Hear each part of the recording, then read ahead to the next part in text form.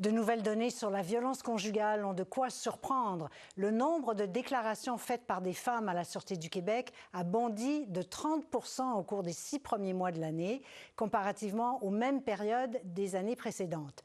Pour les policiers et les intervenantes, ces chiffres sont plutôt rassurants. Cela signifie que les femmes se sentent mieux accueillies lorsqu'elles dénoncent. Valérie Michaëla Bain.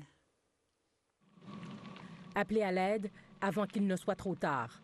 Entre janvier et juin dernier, la Sûreté du Québec a traité 5 969 dossiers de violence conjugale.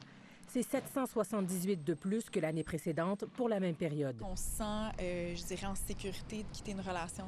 La hausse est considérable, reconnaît la Sûreté du Québec, mais ce n'est pas en soi une mauvaise nouvelle. C'est pas qu'il y a plus de violence conjugale, évidemment, mais c'est que les victimes sont peut-être plus enclines à déposer des accusations, à s'impliquer dans ce processus-là. Plus enclines, entre autres, grâce à l'approche du corps policier qui s'est améliorée.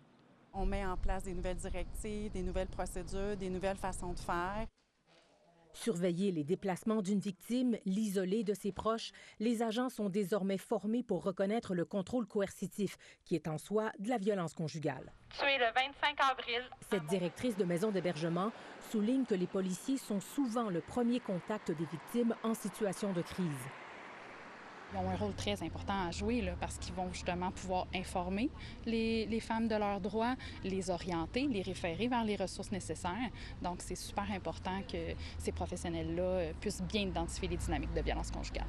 Le contrôle coercitif aussi fortement lié à l'homicide conjugal. À Montréal, le regroupement des maisons pour femmes victimes de violences conjugales complétera ce mois-ci des formations auprès des agents du service policier de la métropole. Est-ce que vous vous retrouvez avec une personne qui travaillait avant la relation, qui ne travaille plus, qui sortait avec ses chums de filles, qui ne le fait plus, qui a coupé ses liens avec sa famille? Ils doivent aussi mettre de côté tout jugement envers les victimes.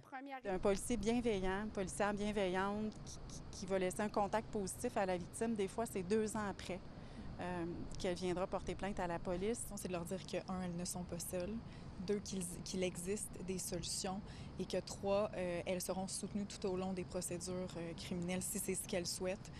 Et les changements portent fruit. Les femmes victimes vont nous nommer qu'elles se sont senties mieux accueillies, mieux écoutées, crues aussi.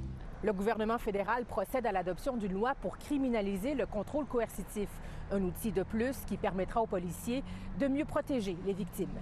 Ici Valérie Michaëla Bain, Radio-Canada, Montréal.